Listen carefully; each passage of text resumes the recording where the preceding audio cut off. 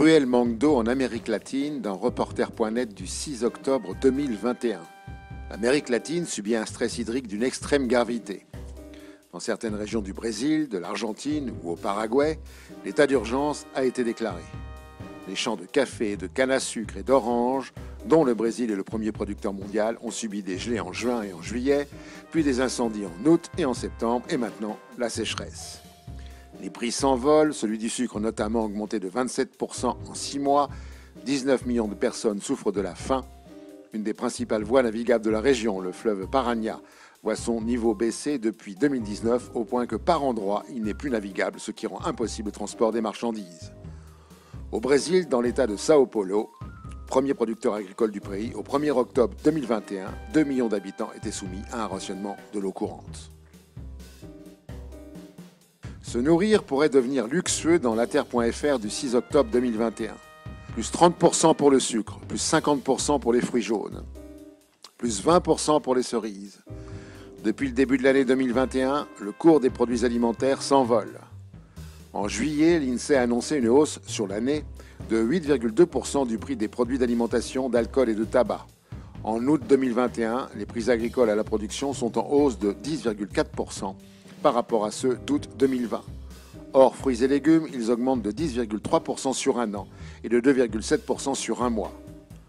En août 2021, les prix des céréales augmentent de 12,6% sur un mois, celui du maïs rebondit de 5,2% et celui du prix du blé tendre de 14,7%. Sur un an, les prix des céréales ont augmenté de 33,5%. En cause, les mauvaises récoltes généralisées dans le monde dues à des conditions météorologiques défavorables. 5 milliards d'êtres humains en manque d'eau d'ici 2050 dans futurascience.com du 6 octobre 2021. Dans son dernier rapport du 5 octobre 2021, l'Organisation météorologique mondiale, l'OMM, prévient. En 2018, 3,6 milliards de personnes n'ont pas eu un accès suffisant à l'eau potable pendant au moins un mois. D'ici 2050, elles seront 5 milliards dans ce cas. Les chiffres de ce rapport sont parlants. Plus de 80% des zones humides ont été perdues depuis l'ère pré-industrielle dans le monde et ces 20 dernières années. Le stockage de l'eau dans les terres a diminué d'1 centimètre par an. Le nombre et la durée des sécheresses a augmenté de 29% en 20 ans. En juin 2021, Madagascar a ainsi été déclaré officiellement comme premier pays au monde à connaître une famine due à la sécheresse engendrée par le réchauffement climatique. 107 pays ne sont toujours pas sur la bonne voie pour gérer durablement leurs ressources en eau d'ici 2030. Un rapport du World Resources Institute, le WRI, publié le 6 août 2021, indique que près d'un quart de la population mondiale, vivant dans 17 pays, est aujourd'hui en situation de pénurie hydrique grave, proche du fameux jour zéro, lors duquel plus aucune eau ne sortira du robinet. La pénurie en eau est la plus grande crise dont personne ne parle. Ses conséquences prennent la forme d'insécurité alimentaire, de conflits, de migration et d'instabilité financière, a indiqué Andrew Steer, PDG du WRI. Le risque climatique est majeur selon les assureurs dans novetic.fr du 4 octobre 2021. Le premier assureur mondial, AXA, a publié son Future Risks Report, rapport sur les risques futurs. En 2020, c'était évidemment le risque épidémique et infectieux qui était arrivé en haut du podium. Mais en 2021, c'est le changement climatique qui reprend la première place pour les experts. On comprend que les assureurs soient inquiets. Selon le réassureur Swiss Re, les dégâts dus aux catastrophes naturelles du premier semestre étaient estimés à 40 milliards de dollars. Mais le second semestre, en particulier les mois de juillet et août, seront bien plus coûteux.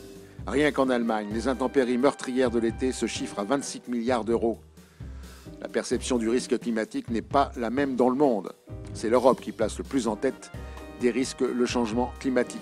Aux États-Unis, c'est le risque cybersécurité qui inquiète le plus, tandis qu'en Afrique, en Asie et au Moyen-Orient, les risques sanitaires sont classés en tête. Et Thomas Burbel, PDG d'AXA, de commenter « Le changement climatique est de retour en tête de l'ordre du jour. C'est une bonne nouvelle car depuis l'année dernière, nous craignons que l'explosion des risques sanitaires puisse occulter l'urgence climatique.